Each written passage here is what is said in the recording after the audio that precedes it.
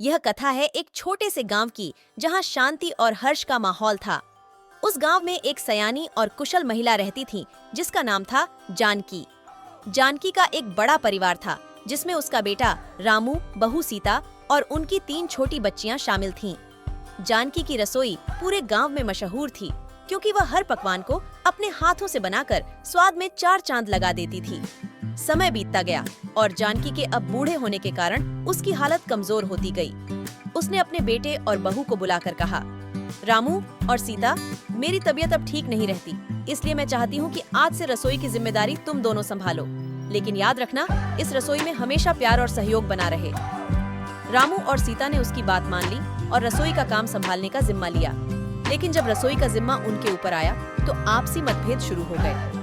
रामू चाहता था कि खाना बनाना सिर्फ उसकी जिम्मेदारी हो, जबकि सीता भी रसोई में अपना योगदान देने की इच्छा रखती थी। धीरे धीरे ये मतभेद झगड़े में बदल गए और रसोई का वातावरण गर्म हो गया।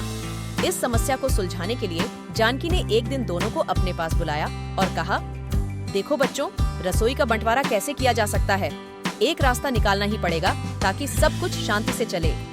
जानकी ने सुझाव दिया कि रसोई को 2 हिस्सों में बांटा जाए, एक हिस्सा रामू का और दूसरा हिस्सा सीता का। अगले दिन से रामू और सीता ने अपना अपना हिस्सा संभाला। रामू ने अपने हिस्से में अपने तरीके से खाना बनाना शुरू किया, जबकि सीता ने अपने हिस्से में अपनी पारंपरिक और स्वादिष्ट रेसिपीज के साथ काम शुरू किया। दोनों ने अपना अपना काम बखूबी निभाया। लेकिन कुछ ही दिनों में गांव वालों को यह महसूस हुआ कि अब जानकी के हाथों का वह पुराना स्वाद नहीं आ रहा था। रामू और सीता के बीच की संघर्ष का असर खाने के स्वाद पर पड़ने लगा था। लोग धीरे धीरे उस पुराने खाने को याद करने लगे और जानकी से उसके बारे में पूछने लगे। जानकी ने इस समस्या को समझा और एक दिन रामू और सीता को फिर से बुलाया। उसने कहा, बच्चों, खाने का असली स्वाद प्यार, सहयोग और एकता में है। यदि तुम दोनों अलग अलग काम करोगे तो खाने में वह पहले जैसा स्वाद कभी नहीं आ सकेगा। हमें फिर से कोशिश करनी चाहिए कि दोनों मिलकर काम करें और अपने अपने गुणों को मिलाएं। रामू और सीता ने यह जानकी की बात मान ली और फिर से मिलकर काम करने का फैसला किया। इस बार उन्होंने मिलकर काम करने की योजना बनाई।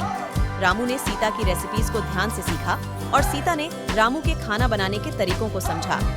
दोनों ने मिलकर खाना बनाना शुरू किया और धीरे धीरे रसोई में फिर से वही पुराना स्वाद लौट आया। गांव वाले फिर से जानकी की रसोई के खाने की तारीफ करने लगे। इस बार रामू और सीता के बीच कोई मतभेद नहीं था। दोनों ने मिलकर काम किया और रसोई को पहले से भी अधिक शानदार बना दिया। वे समझ गए थे कि जब तक सहयोग और एकता नहीं होगी तब तक कोई काम सफल नहीं हो सकता। इस प्रकार रसोई का बंटवारा अब एकता और सहयोग में बदल गया। जानकी के आशीर्वाद और रामू सीता के मेहनत से उनकी रसोई गांव की सबसे प्रसिद्ध रसोई बन गई। जानकी ने उन्हें यह सिखाया कि किसी भी काम में सफल होने के लिए प्यार, सहयोग और एकता बहुत महत्वपूर्ण है।